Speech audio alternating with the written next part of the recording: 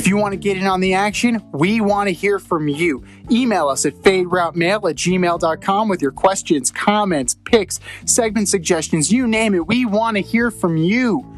We're on Instagram too. Slide in our DMs at Fade Route Podcast. Get at us.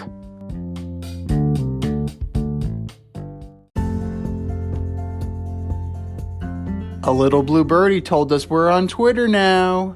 Give us a follow at FadeRouteDNZ. Get at us.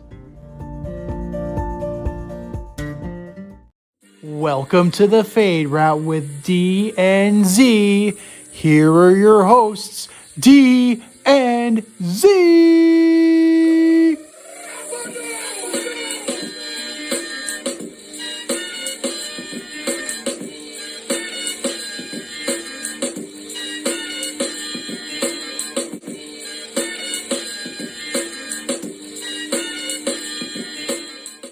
Welcome to this week's episode of the Fade Route. I am D, and with me as always is Z.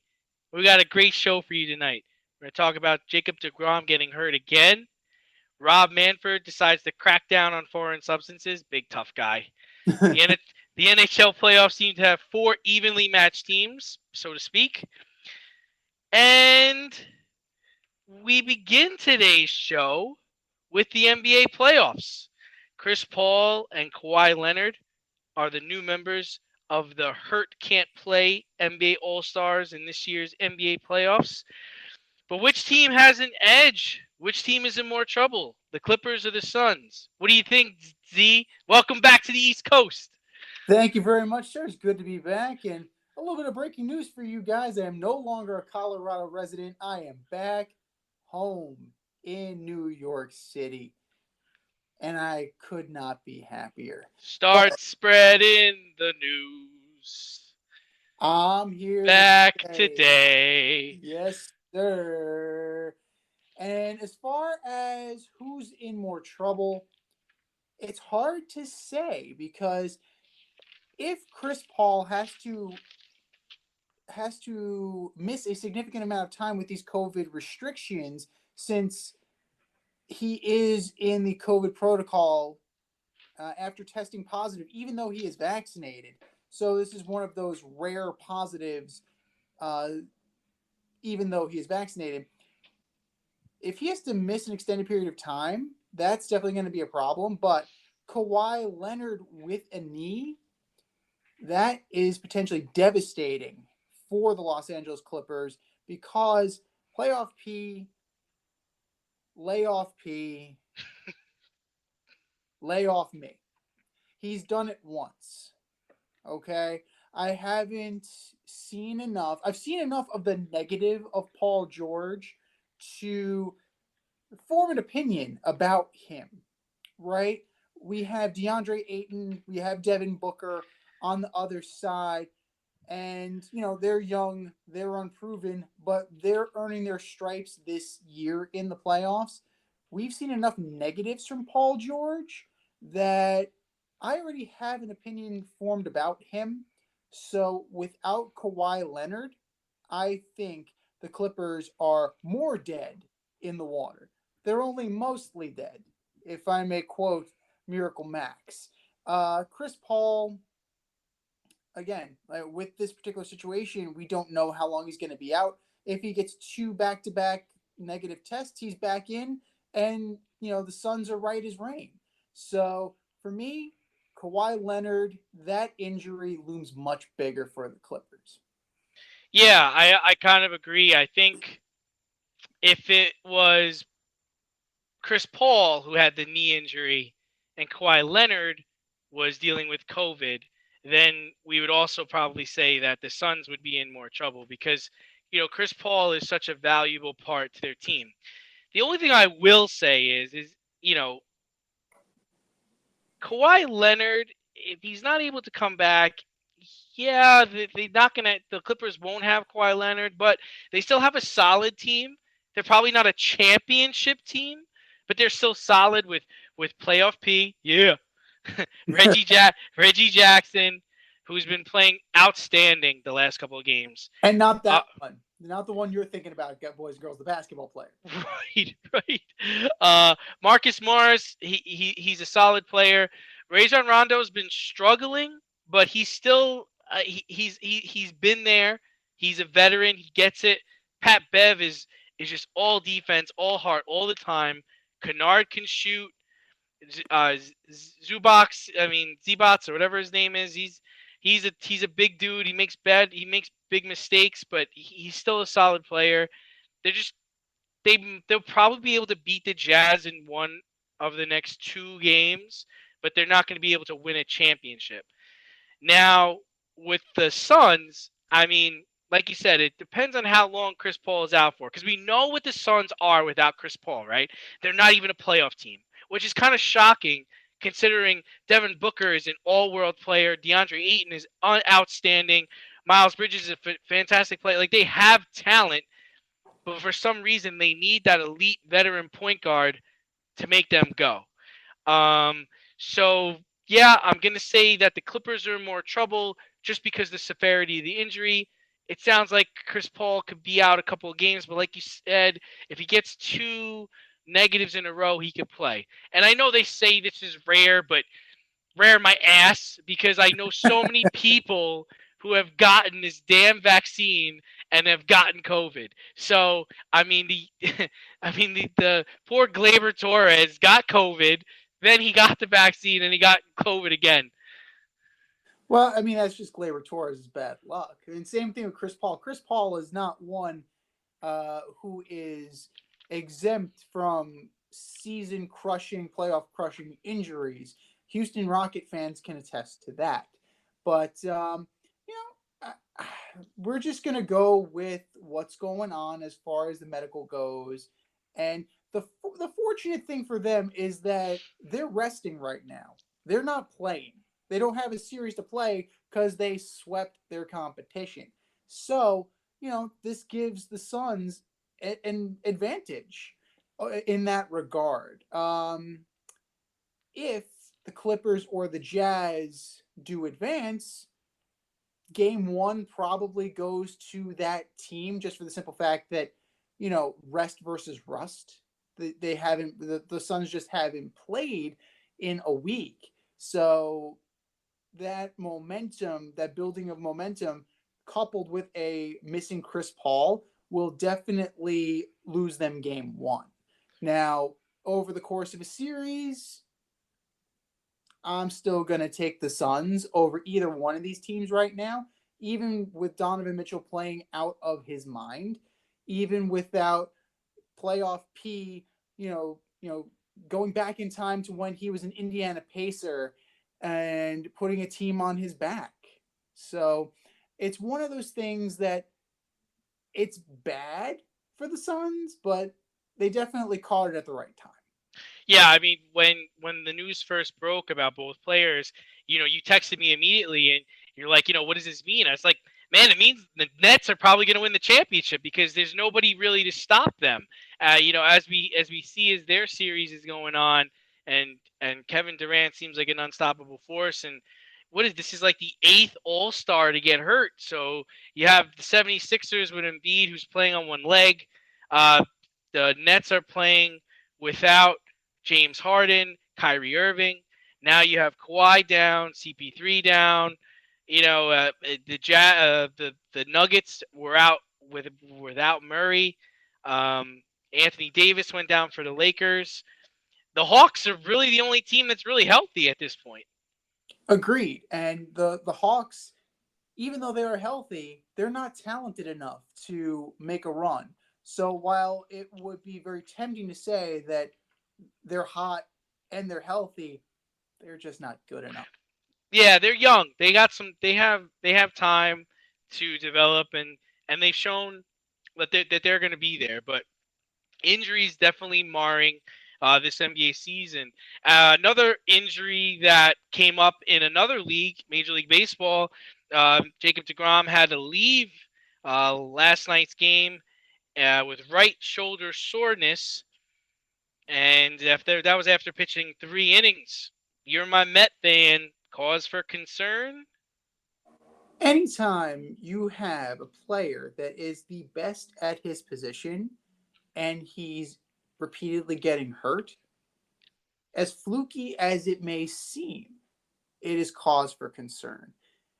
The Mets are optimistic that he will not miss any time. They're seeking a second opinion, but I'm of the mindset give him a 10-day stint on the IL, nail down what's going on, and then maybe you can proceed without having to lose significant amount of time. You've already lost Syndergaard. You've already lost Carrasco. You can't afford to lose deGrom too. So you have this issue with his shoulder. Before that, it was his flexor tendon. Before that, it was his right side. So that's speaking to either mechanical issues that's causing these things to flare up. He's overcompensating for something. He's trying to throw the ball too hard. I don't know. And it may be a coincidence that the last two injuries have occurred after he's gotten a hit.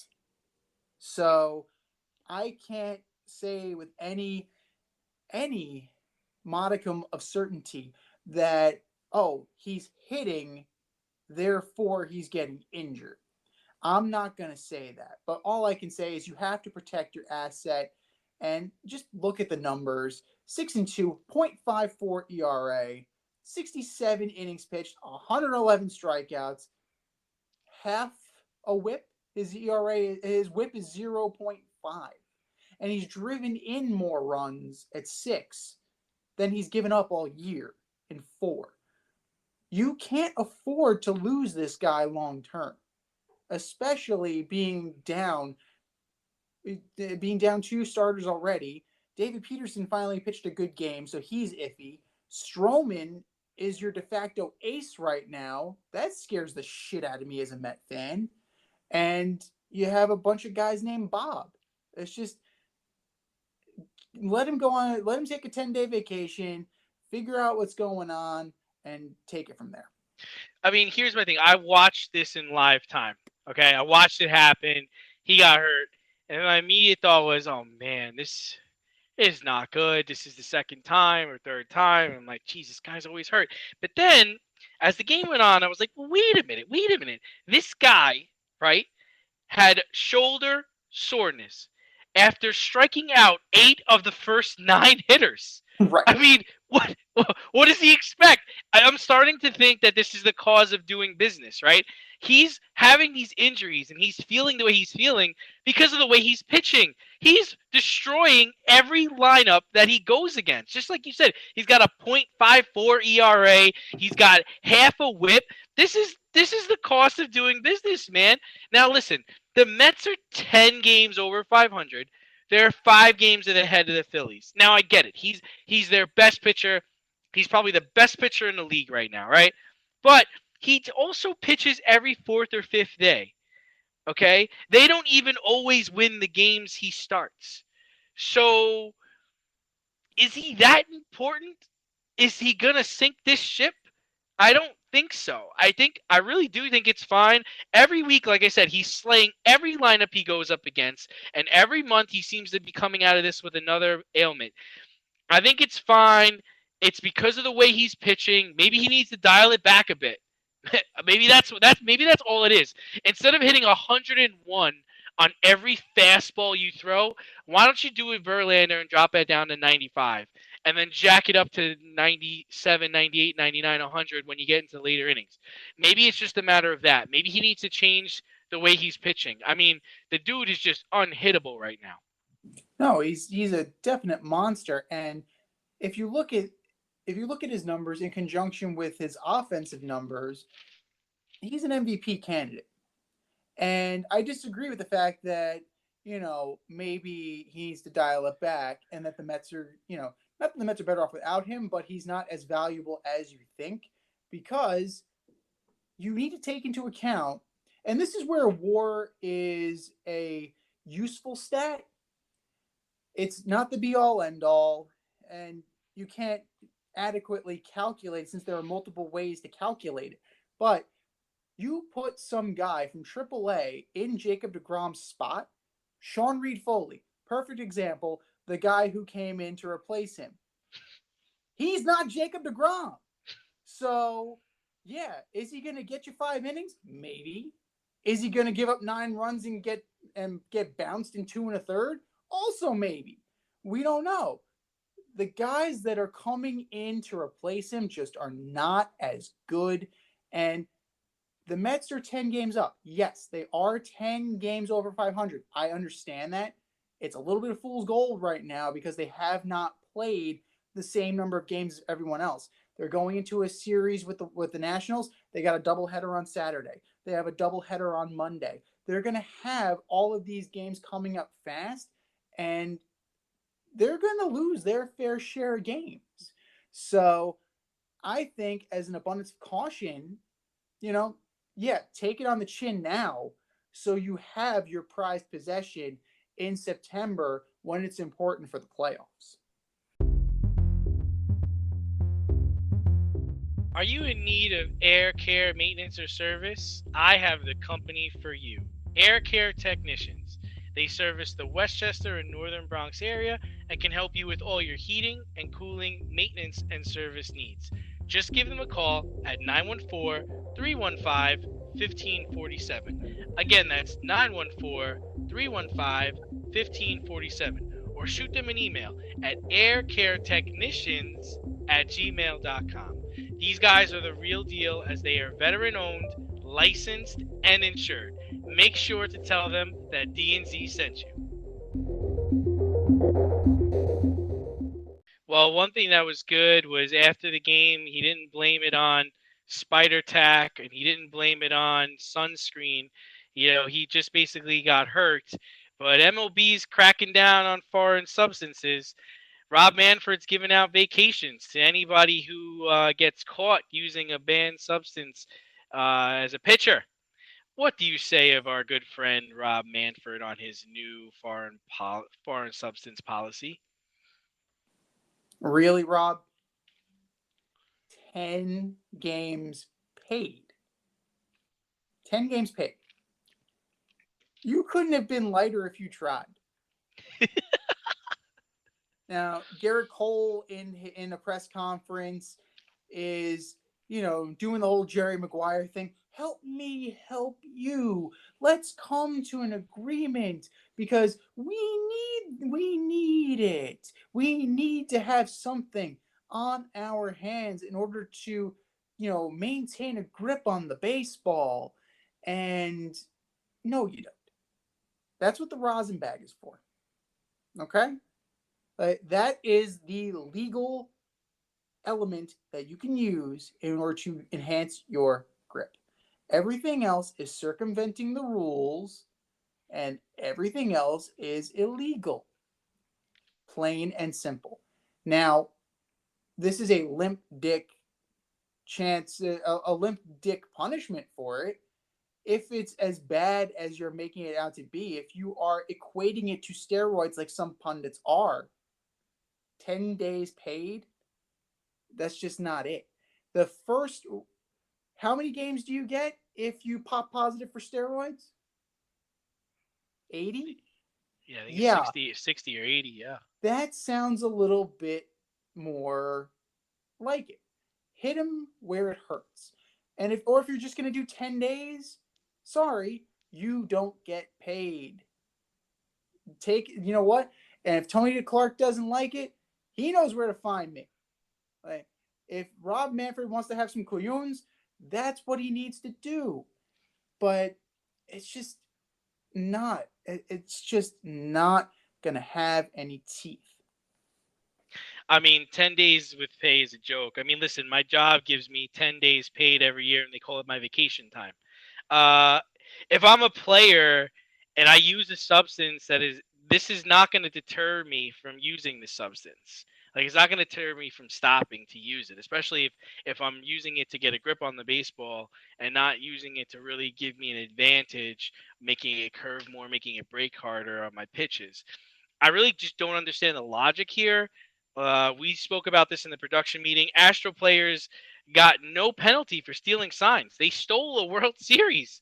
Not one player served any time for that. Got docked pay at all. But Nope. you're gonna suspend pitchers with pay for 10 games for because they're using this substance to help them grip the ball better. Now, I mean, one go thing I ahead.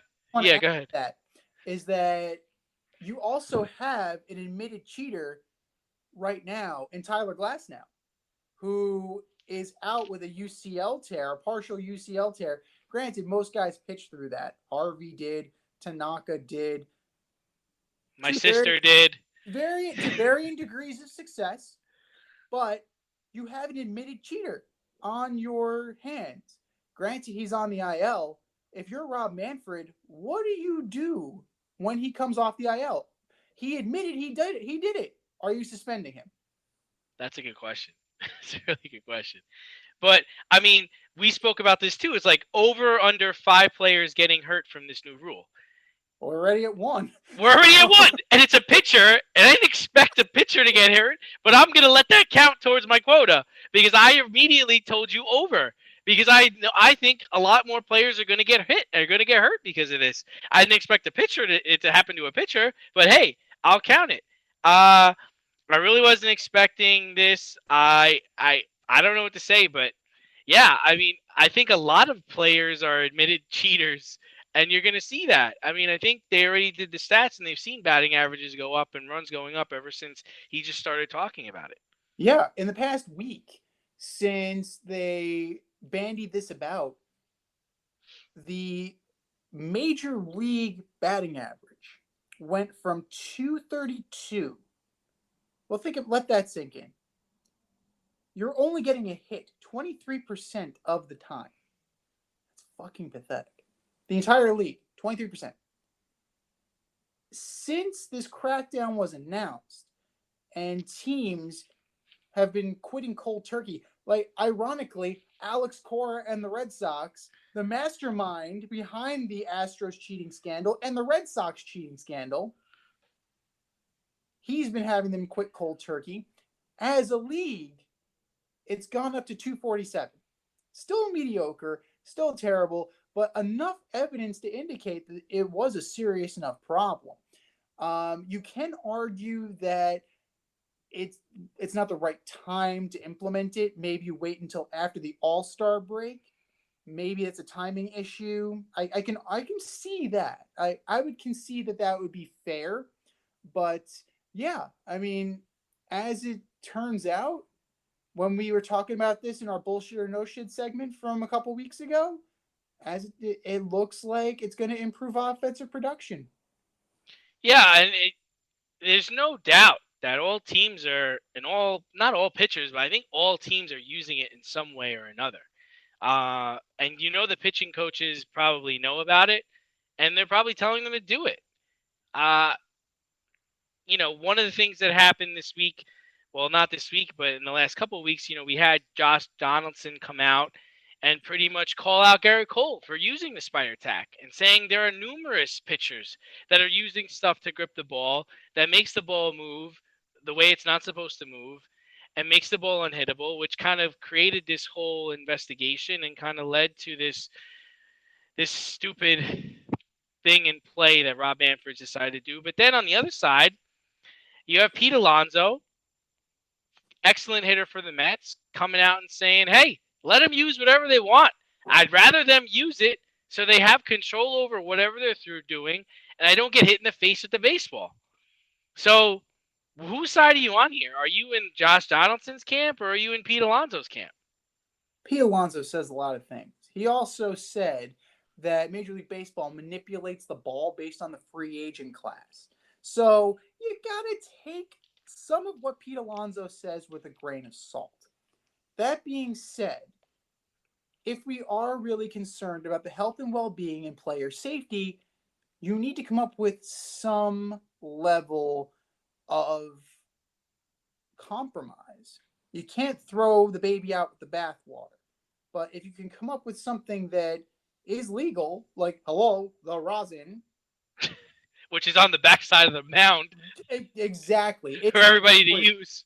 It's like, dude, it's there for you.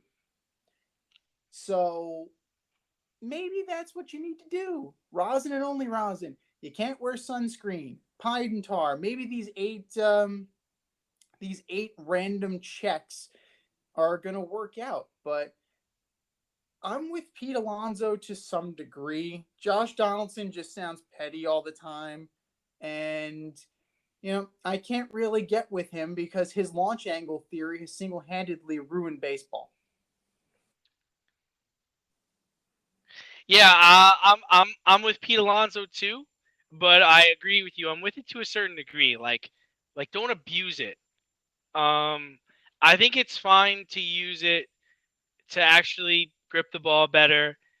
Uh, I'm okay with that. But if you're using it because you're trying to make the ball do funny or silly things and not, just deceiving the hitters, then I have a problem with that. If what you're doing is subtle enough where no one can really notice it, I'm fine with it. I was listening to the Michael K show a couple of days ago, and they had Al Leiter on, and they asked Al Leiter, did you ever use anything? And he was honest. He said I did.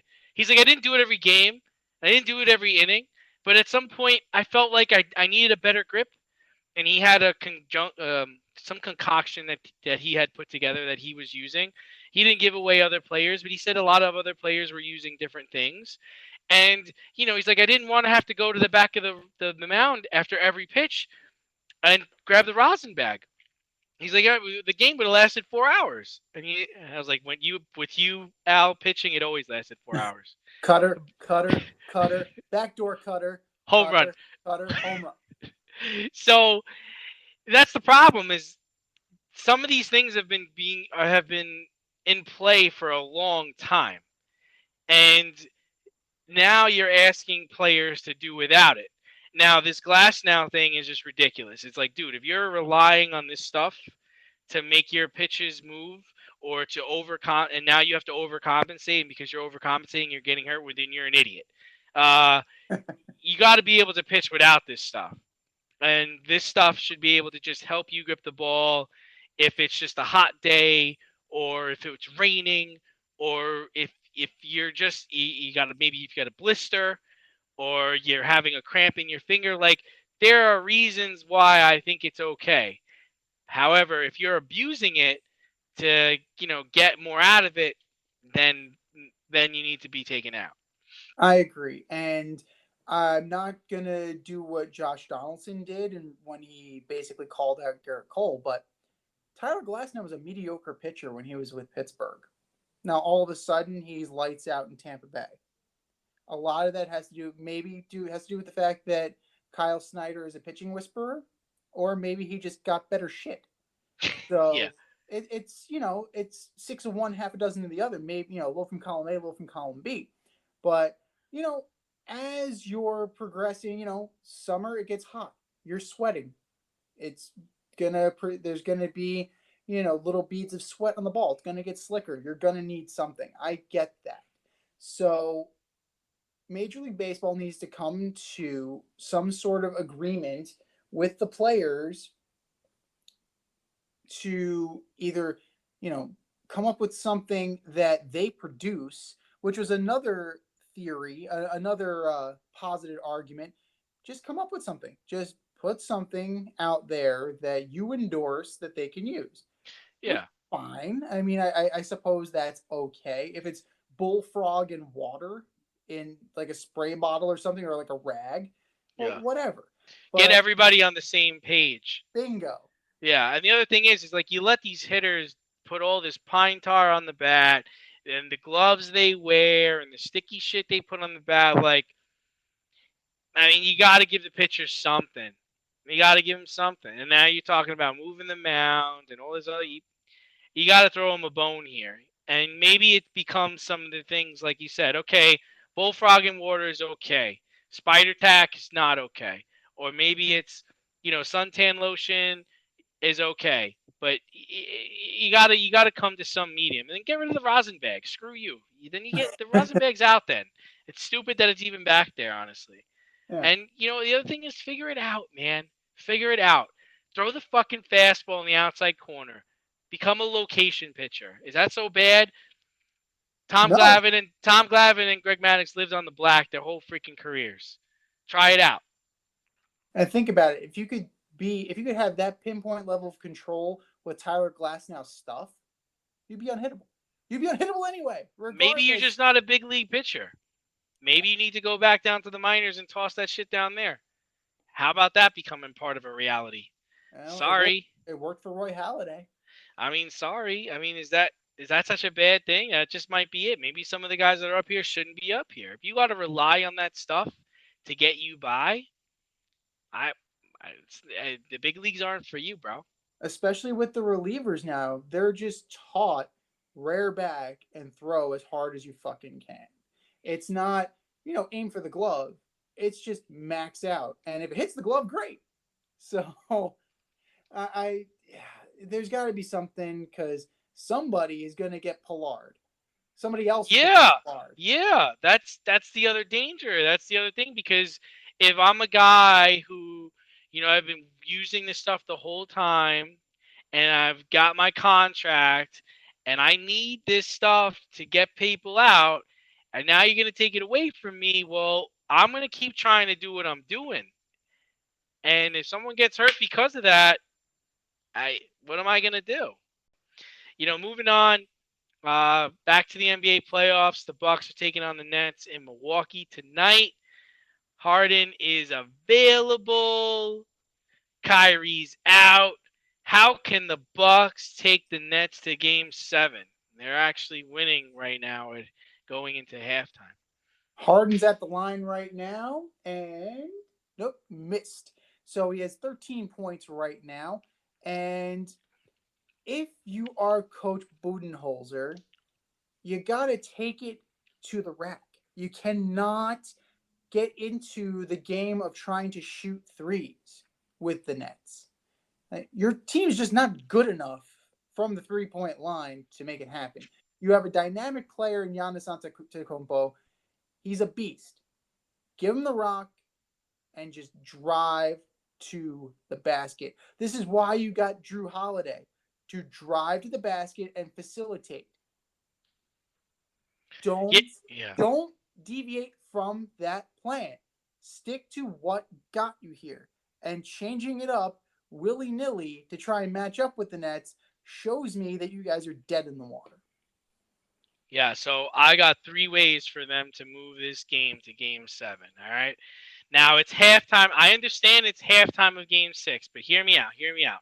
At halftime, fire the entire coaching staff for the Milwaukee Bucks. Get the local high school coach to come in and coach the team for Game 6 and Game 7. Because honestly, they're 3 for 14 from 3-point. Why are they shooting threes? Like, why? Like, their whole game plan from Game 1 has just been a disaster. Now, if you're telling me that the coaching staff is telling them one thing and the players are doing another, then I get it. But if this was the game plan against the Nets as constructed with Kyrie and Harden and Kevin Durant and Blake Griffin and all these other players, then you guys need to go right now at halftime. Okay? The second part for them to get to Game 7 is double team Kevin Durant as soon as he catches the ball. Let everyone else on the team beat you. Let Harden get 70. Let Joe Harris have 40. Let Jeff Green have 30. Live with it. Live with what everybody else is going to do. You cannot let this man play 48 minutes and drop 50 points on your head. Like that's just unbelievable. The adjustments are not there. It's like he gave up once they got to this round of the playoffs. It really seems that way. If he's not out after this series, I don't know what the Bucks are going to do. And the last thing they need to do is slow the game down. Slow down the tempo. Play bully ball with them. Give it to Lopez. Give it to Giannis. Go to the foul line. I know they can't even shoot from the foul line. They're shooting 60% from the foul line. But you got to slow the game down. The 2 times the Bucks have won is when they kept the Nets under 100. You're going to keep the Nets under 100 by limiting their possessions and ensuring that when you do take shots, you score. And how do you do that? They don't have an inside presence. The Nets don't have an inside presence. DeAndre Jordan's not even playing. Blake Griffin is soft. Just go to the basket. Leave Chris Middleton at the 3-point line. If they collapse, then kick it out to him. Drew Holiday, go for the basket for God's sake, and out rebound these guys. How are you only five rebound differential? Awful. You should get everything that comes off that rim. There's nobody there to get these rebounds. Maybe the Nets aren't the only team that's soft, if we think Maybe, about maybe. I don't know. it. At I don't some know. point, you'd need to question it because Middleton's been there, Giannis has been there, Coach Budenholzer's been there. Maybe it's a David Quinn situation. Maybe the voice is just too soft, and they need a guy like a Stan Van Gundy. I'm not saying Stan Van Gundy, but a guy who's going to be in your face and he's going to preach defense, like Tom Thibodeau. Tom Thibodeau on this team would be dangerous just because Dangerous. he preaches defense. You need to preach defense. It's not just one side of the ball. And like you said, when they played defense and they played stoutly, they won. Plain and simple. The Nets are not undefeated. The Nets can be stopped. You prove that you can do it. Just stick to the fucking game plan. Or change the game plan. Like the whole thing is what is your game plan? Because the game plan you're using is not working. You don't try to outscore these motherfuckers. Like you crazy. You Like can't. this guy's hitting shots from half court. Like you can't block him when he gets to the top of his shot. He's higher than a stop sign. Like nobody's blocking that, man. And Giannis needs to step up and go defend Kevin Durant. Go say that's my guy. I'm staying with him wherever he goes. And then somebody come help me. That's what you got to do. That's what you got to do. And you're because he's losing respect, I think, from other players in the league and from other teams in the league. This is supposed to be your team. You're coming out on the press conferences talking about how great Kevin Durant is. Well, how about how great you are and how great your team is? And we're going to figure out a way to stop him. Stop talking about how great he is. You did the same thing with LeBron, talking about how great LeBron is. Dude, grow a backbone. I'm not saying you got to talk shit about the guy, but let's say, hey, you know what? He had his way with us tonight, but next week or tomorrow or in 3 days, we're gonna come up with something better. We're gonna throw something else at him. We're gonna try to trick him. We're gonna try to confuse him. Like, give me that, Giannis. Give me some kind of competitiveness. You know, give me the competitiveness of the NHL playoffs because those have been phenomenal so far. Both NHL semifinal teams are tied 1-1. Who are you liking? How's it looking for you? As of right now, I'm liking what I see in Tampa Bay, the Islanders. I love what I see in that series. You have two evenly matched teams. Yeah, the skill of Tampa Bay is off the charts, but the defensive scheme and the snarl of the Islanders is off the charts. And that makes for a very good matchup. The old irresistible force versus the immovable object. Ever since the Islanders made the move from Sorokin to Semyon Varlamov, they have taken off. And I like what I've seen from them, game two aside. I mean, right now they're trailing 1-0. They're on the power play right now, about 3:57 left in the second period. These games are not what we expected based on the skill level of the Tampa Bay Lightning. And that's a credit to Varlamov and that's a credit to Andrei Vasilevsky. As far as the Canadiens and the Golden Knights, it's surprising. It's definitely surprising that the Montreal Canadiens were able to steal a game from the Golden Knights. Um, they're definitely outgunned. I mean, you have Petrangelo, Theodore, Pacioretty, Mark Stone, Riley Smith. I can go on. I'm not gonna because we only have it's a timed show, boys and girls. But That's all on one side. And then you have on the other side Cole Caulfield, who's playing great for a rookie. He's got the speed, he's got the jump, and Islander just scored to tie the game 1-1. Nice. But back to Vegas and Montreal. Caulfield has definitely been the jump in the spark for this team, as well as Carey Price. They've been getting veteran attributions from Toffoli and from Perry. Shea Weber's playing great. So, gun to my head, I'm saying Islanders and Golden Knights. Those are going to be my picks. Yeah, I mean, I kind of agree with you. Montreal looks overmatched. Uh, they're not really ready for American hockey, as weird as that sounds. Fleury's playing great, and their team is just constructed very well, and it's been that way for the last since their existence. Obviously. The Islanders and the Lightning, man. I really coming into this game, coming into this series, I was really high on the Lightning. They're defending champs. They're super talented, but and they've been just killing their competition. I really felt like Tampa really took it to Florida, and the Islanders really took it to the Penguins, and then they took it to Boston, which I was surprised because I really thought Boston was going to take them out.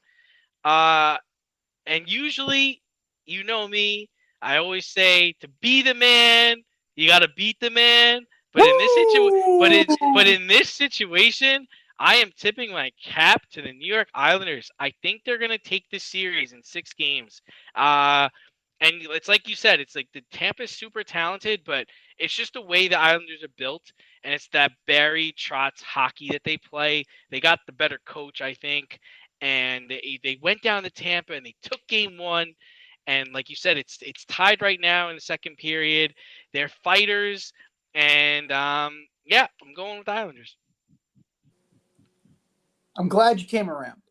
It's been a while. I've been trying to convince you, as you know, and it's not a homer thing because I'm a Ranger fan, and it pains me that the Islanders are where the Rangers are, and hopefully we'll be talking about the new Ranger coaching hire. Hopefully he is as good with the system as Barry Trotz is with his system, because we've seen him succeed in Nashville. We've seen him succeed with Washington. And now we've seen him succeed with the New York Islanders. And this is an aggressive team. They're a hungry team. They play as a team. And they definitely get you out of your comfort zone, which is something that can easily propel you into the Stanley Cup Finals and possibly hoisting Lord Stanley Cup.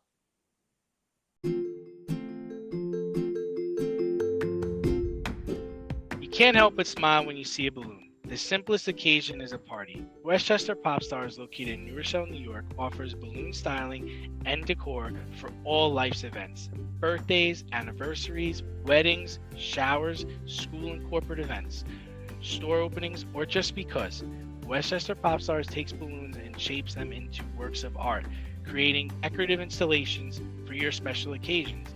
No event is too big or too small, and their custom personalization service is top-notch. Westchester Pop Stars is a private studio, quickly expanding. In-person consultation is by appointment only. Send an email to westchesterpopstars@gmail.com for more information or to schedule an appointment. No need to hire an event stylist. All you need is balloons. Currently servicing Westchester, Putnam, New York City, and Connecticut.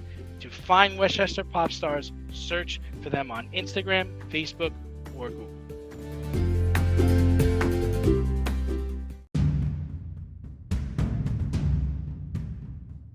More or less? All right, boys and girls, you know the drill. If we think it'll be more likely, we're going to say more likely. If we think the statement is going to be less likely that it'll happen, we're going to say less likely. It's a pretty simple build. More or less, number 1, Cody Bellinger will play 50 more games this season.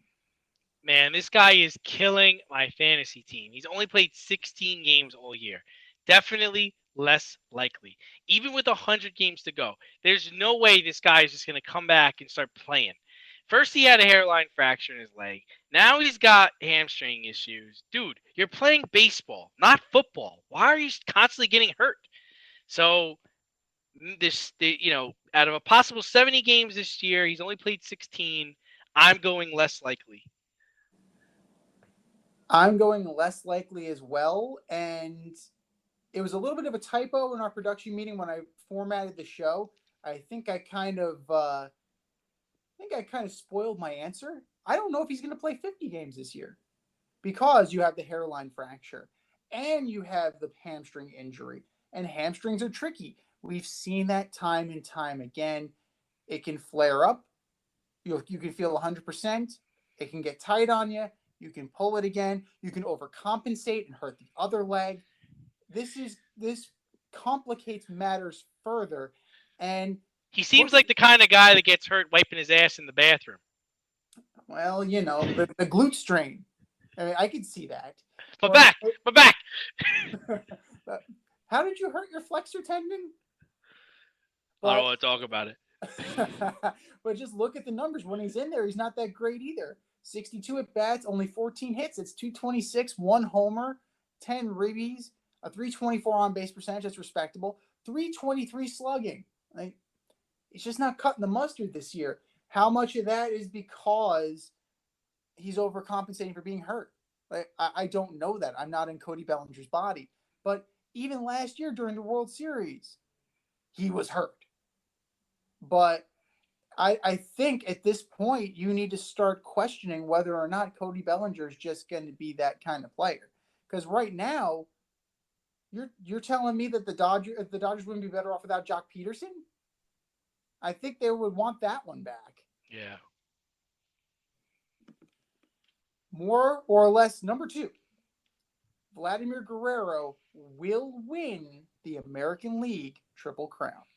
Oh man, you know I'm on this guy's bandwagon. I said he was going to lead the league in home runs at the start of the year. You know this, but I'm actually going to go less likely. Even with Mike Trout out, he still has some serious contenders in each category. Michael Brantley, who is on my fantasy team, is currently edging him out in batting average, and he's having a monster year. Shohei Ohtani is 3 behind him in home runs, but I would assume Otani's going to tail off, especially if they keep asking him to pitch as much as he's pitching. Devers, another member of my fantasy team, is tied with Vlad G in RBIs with 55, and Jose Abreu is hot in his trail, another member of my fantasy team, with 51. So I think it's going to be tough. He's going to have to stay healthy. He's definitely going to get opportunities, but it's really tough. It's really tough to do that. All I know is that you better have a winning record with this fantasy team. I just got a winning record. I just got there. Just got there. Nice. 2 games over 500. I'm going less likely too because it's such a difficult feat to achieve. The last person to do it was Miguel Cabrera. So it's one of those things that happens very rarely. But if anybody could do it, it probably could be Vladimir Guerrero Jr. just from his output. 343 average, 22 homers, 56 ribbies, all respectable numbers. And in that lineup, you're going to get opportunity because in a deep lineup, they're not going to want to pitch to the guy behind you. They're not going to want, you're going to get fastballs to hit. And Vladimir Guerrero, he can hunt the fastball. Like his dad.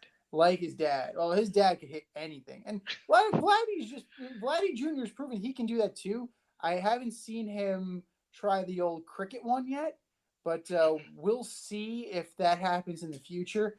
But Vlad Guerrero is a pure hitter, and he definitely is going to be a force to be reckoned with for years to come. And who knows? The batting average, I think, may tail off. Homers, you're on to something as far as possibly leading the league. I still, it's not going to be Alonso. I thought it was going to be Alonso at the beginning of the year. We talked about this. Probably not going to be him. If anybody, it's probably going to be Ronald Acuna Jr. That Acuna Jr. is going to challenge him for the major league lead in homers. Yeah, So agreed. if that'll give him a shot in the American League, I don't see anybody challenging him for the home run crown. But as far as the batting title, I can see him tailing off with that. Ribbies, ribbies are a function of base runners and opportunity. And he's He's got guys. He's got guys on his team that get on base, and yeah. they So get on base. they're there, and he's a walking RBI. Whenever he's in the box, he's in scoring position. And they're constantly playing from behind, which is odd because I really thought they were going to be much more formidable in their division. Yeah. We both called the Yankees not having that great of a year, so that's showing itself. But I did think they were going to do better. They have a lot of talent.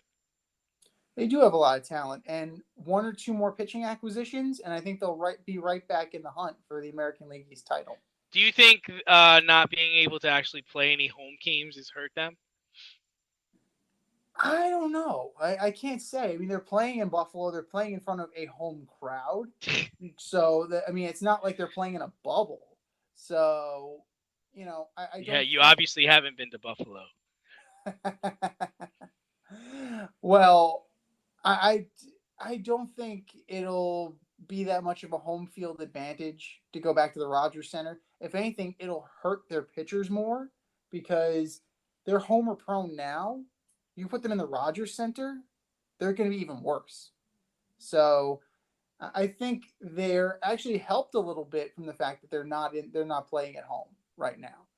But we'll see. Hopefully, Trudeau gets his act together and comes up with an agreement with Major League Baseball the same way he did with the NHL, and we can actually get some games in the Rogers Center this year. I'd go. Who's with me? Okay, it's not. More or less, number 3. Gerard Gallant will get the Rangers into the playoffs next season, and I say it is more likely that it's going to happen, mostly because he's a better fit for this style of team. It's a young team. They do have plenty of young players. You have Fox and Lafreniere and Philip Hedel and, Brett Howden. All these guys are young and they're relatively inexperienced. But then you have the veterans like Kreider and Zibanejad and Brendan Smith and, Artemi Panarin. You can't treat those players the same as you would a rookie or a second year player who's scared he's going to get sent back to Hartford. And I think Gerard Gallant understands that from his time not only with the Vegas Golden Knights, but also with his time in Florida coaching the Panthers. There was an article in the New York Post where Jaromir Jagr was interviewed, and he said pretty much that very thing, that he understands that in order to get veteran buy-in, you kind of need to communicate with them. That's definitely an implication that David Quinn wasn't doing that. So I think that just implementing more of a snarl and a more of an aggressive mindset, if that means bringing in a grinder type like Matty Martin, or hello, how about getting Brendan Lemieux back? You traded him to the Los Angeles Kings and it all went down the toilet after that. Just having a skilled enforcer would do all the wonders in the world for them. And I think that would propel them into the playoffs because they weren't that far off. They were a healthy Shesterkin away and a meltdown at the end of the season. I think Gallant will definitely avoid that pitfall. Yeah, so that's kind of why I said less likely, and the reason is I think it's going to take more than him. I think he's the start, and he's probably the most important piece. But it's like you said, they need their enforcer. They need to get bigger. They need to get tougher. They need to go out in free agency. They need to make some changes. And it's just going to take more than his coaching to get them to the playoffs. So that's the only reason why I'm just saying less likely, because it's not all about him. This team needs an attitude adjustment.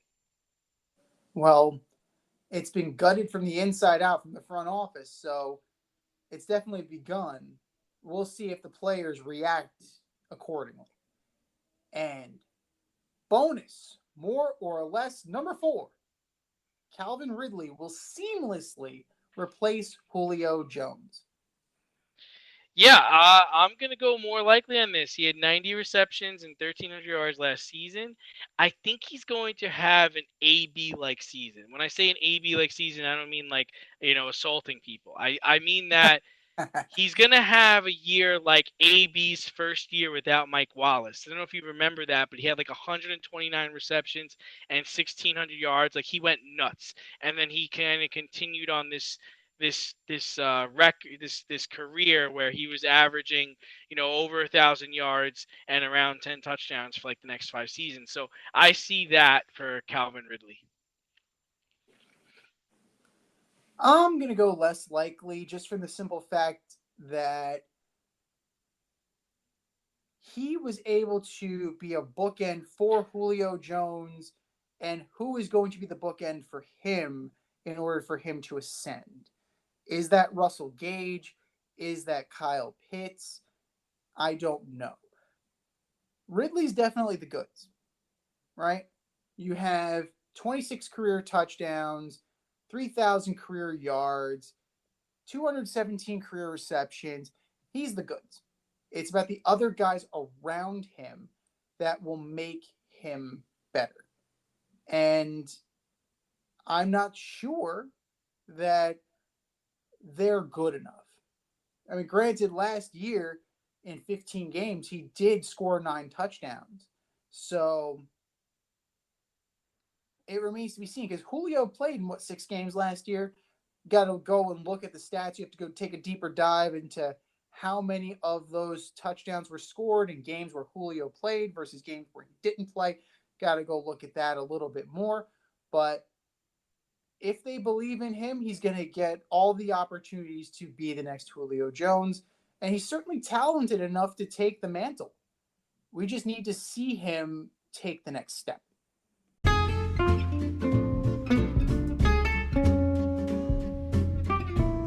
I'm getting hungry over here. Should have cooked up some dinner. And if you're looking for a new cooking show to binge, check out As You Eat It on YouTube, hosted by me, Chef Z. I invite you into my home and show you what and how I cook when I'm off the clock as a chef instructor. You're going to learn fun recipes and creative methods to empower and inspire you in the kitchen and take it to the next level. Cook how you want to cook, eat how you want to eat as you eat it. That's As You Eat It, available only on YouTube. AZ, you eat it. Check it out, and let's get cooking.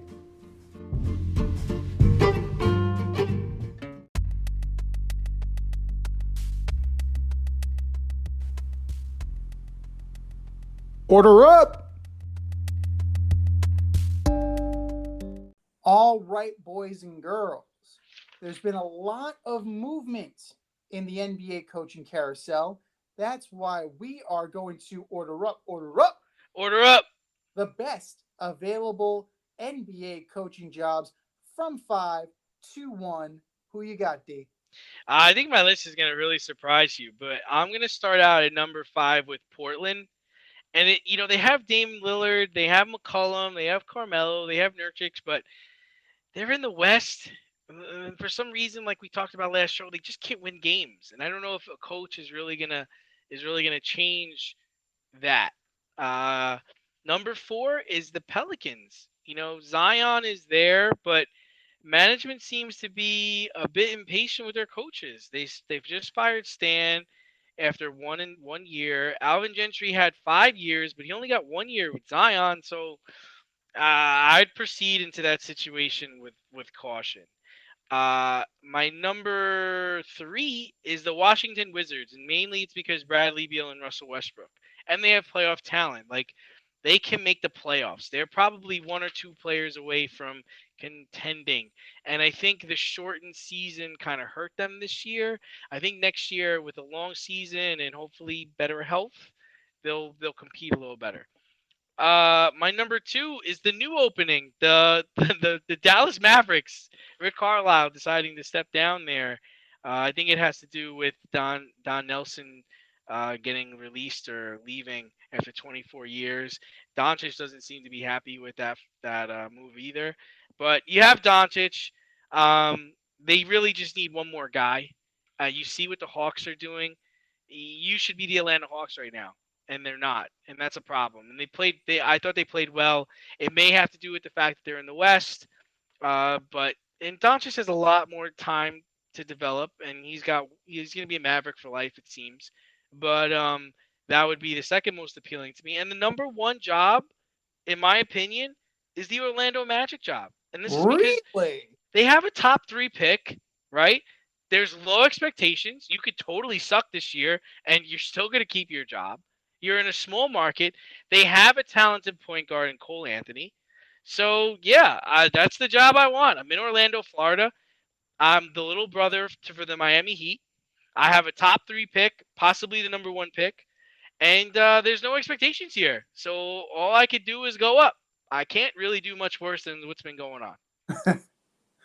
That is a fine list, and I was not expecting number one at all. In terms of best available, if I'm a coach, I want to go into a situation where I have a shot at winning quickly. That's just me because they'll look more kindly and more favorably on me if I do that than if I'm part of a rebuilding project and it still doesn't get rebuilt in a quick enough fashion. Look at Lloyd Pierce in Atlanta. Look at him. Look at him. Look at what he did. Look what you did, Lloyd. And it took Nate Name's McMillan. Christmas. Lloyd Christmas. Well, he was fired by Christmas, and Nate McMillan was back in, turned the ship around, and made the Hawks a playoff team. But Lloyd Pierce was the guy that ownership had backed for the rebuild. So, it's one of those things that rebuilds can be tricky. So that's why the Orlando Magic aren't on my list. Sorry, guys, love you, not that much. Number 5 for me is the Washington Wizards, just because of the drama with Beal and Westbrook. Very talented, but combustible. You never know what's going to happen. Does Beal want to get traded? Does Westbrook want to get traded? I'm sure Scott Brooks was pulling his hair out by the time he ultimately didn't get his contract renewed. So, via con Dios to whoever goes into that one. Number 4, I'm going to go with the Portland Trailblazers. Again, drama. Talented players, but drama, drama, drama. Does Lillard want to be there? Who does Lillard want to coach the team? Oh, he wants Jason Kidd? Too bad. Jason Kidd doesn't want to be there. So does now Dame Lillard not want to be there because Jason Kidd doesn't want to be there? It's just high school bullshit. I don't want to deal with that. Just, if you can get everybody on the same page and bring Nurkic along for the ride, that's a very good team. Number 3, I like the Indiana Pacers. I think LeVert, Sabonis, they've got some players there. And they made the playoffs. I mean, they made the play-in tournament. So they definitely You won was the one. chance to move. You won the chance to lose some more. All right. You won the chance to possibly get in, but ultimately you lost. That's okay. You put a beating on the NBA Rookie of the Year though. You put 140 on the Hornets and LaMelo Ball, so good for you. Nate Bjorkgren was not the right fit. Maybe you find a more players type coach, and you're able to do better things with them. But the cupboard is not bare. Number 2, I like the Dallas Mavericks. Same spot as you, mostly because I'm not sure what else Luka Doncic has around him. You have Tim Hardaway Jr., you have Kristaps Porzingis, you have the shell of the Knicks of 4 years ago. And they weren't even With good when they were on the Knicks. So, and to go back to what you were talking about before about the Atlanta Hawks, right, and the Mavericks, would the Mavericks be better if they didn't make the Doncic for Trae Young trade? I don't know. Like that may be something we need to explore later down the line. But if Luka says he's okay with this, then you got to build around him. He's a generational talent, and you got to ultimately get him where you want to go. And number one, the New Orleans Pelicans. Young, hungry, Zion Williamson. Not great expectations, but they were further along. They need to improve on defense. Stan Van Gundy appeared to unlock something with Zion Williamson, who's playing point forward. Maybe the next coach builds on that. Maybe it's Chauncey Billups or Becky Hammond. I'm not sure who it's going to be, but the cupboard isn't bare there, and there's a lot of good young talent on that team. Now, I find it very interesting before we wrap up this little segment. Neither one of us put the Celtics in as a top 5 job. That's very interesting, don't you think? That is very interesting. Yeah. It's a little bit of an indictment. There's a lot of pressure to go there. And yeah. I just don't like the dynamic of their team right now. Like they got a problem. Like they got a lot of problems they need to solve. It's not appealing to me. Like I don't want to go deal that. I don't want to go deal with that. Like I think the reason why we have 2 different lists and we don't have the Celtics is we're all trying to do different things. Like I want a place where I can go with no pressure, develop a team, and then win. And you're kind of in the mood where you want to go and win, but you don't want there to be as much pressure. And that's definitely not the Boston market. That's definitely not Boston, man. That's not Boston. That's not Boston. All right, so where would you rank them? Are the Celtics on your list? Hit us up. Fade Route Podcast on IG, faderoutemail@gmail.com, or DM us, Fade Route D&Z on Twitter, and let us know your list. This has been the Fade Route with D and Z. Thanks for tuning in tonight. You usually can catch our podcast on Wednesday nights on Anchor, Spotify, or other premium places where you listen to podcasts. Until next time, stay faded, everyone. Talk to you next week. Thanks for listening to this episode of our podcast. If you like what you heard and want to hear more, be sure to like and subscribe on your favorite podcast platform. Rate us 5 stars, leave us a review, turn on subscription notifications, and tell your friends. Spread the word, spread it wide.